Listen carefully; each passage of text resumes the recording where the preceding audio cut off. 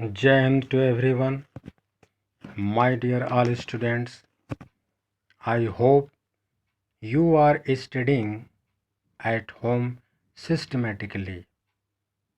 Now I am going to start next chapter for your study. Chapter number 3, Ruling the Countryside.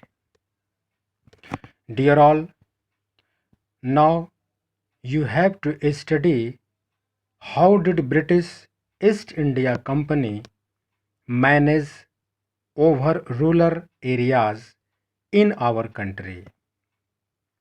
What were the impacts of company policy for agriculture and peasants farmers in our village areas? We have to discuss point wise.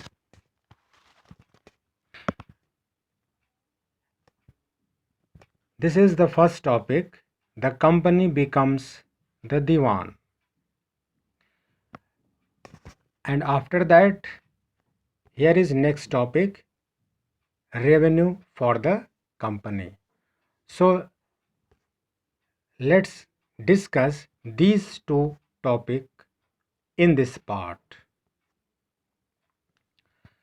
Dear students, the company becomes the Diwan means EIC East India Company got rights to collect tax in Bengal. Always remember this historical date, 12th August 1765. The Mughal Emperor Shah Alam II appointed the East India Company as the Diwan of Bengal. Here, a question can be formed that when did the Mughal Emperor appoint the East India Company as the Diwan of Bengal? You have understood 12th August 1765. On this date, the Mughal Emperor appointed the East India Company as the Diwan of Bengal.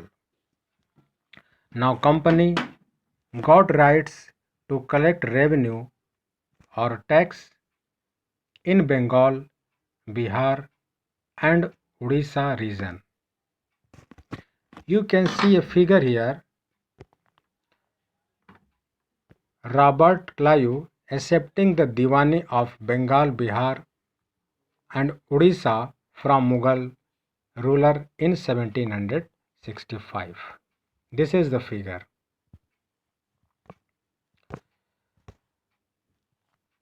Students, the company became the chief financial administrator of the territory.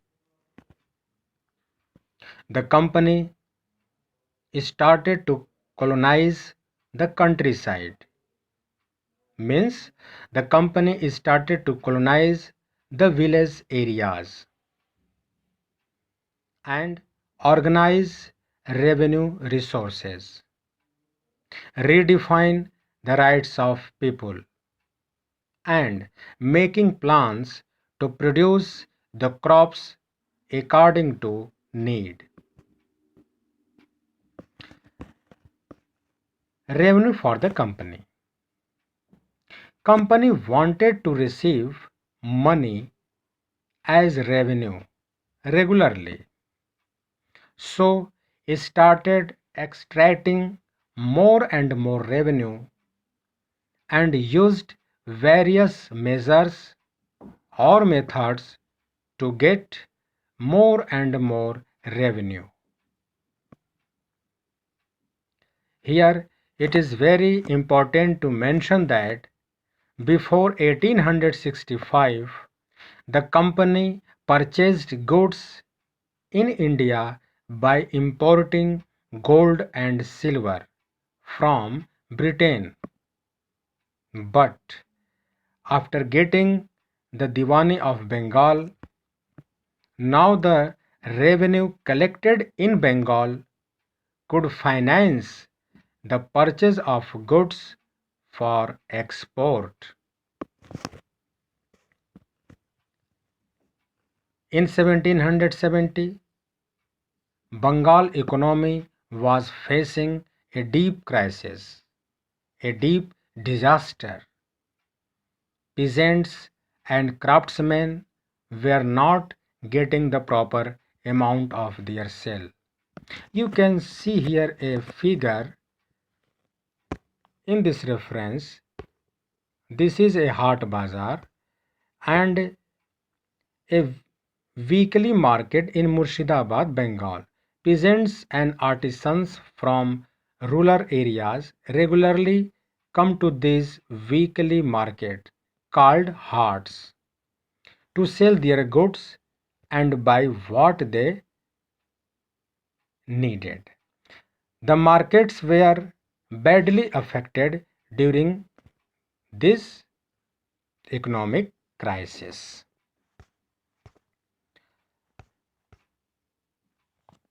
So I am telling about that in 1770 a terrible famine killed 10 million people in Bengal, but no one gave attention to the plight of affected people. The system could not change for revenue collection under the control of British. Company did not pay heed to any of the matter related to peasants. The main task of the company was to make money by trade. Due to this policy, during famine, one third of population was wiped out, means millions of people killed. So students, I have discussed these two topics. The company becomes the diwan and revenue for the company. I hope you have understood properly these two topics. Thanks.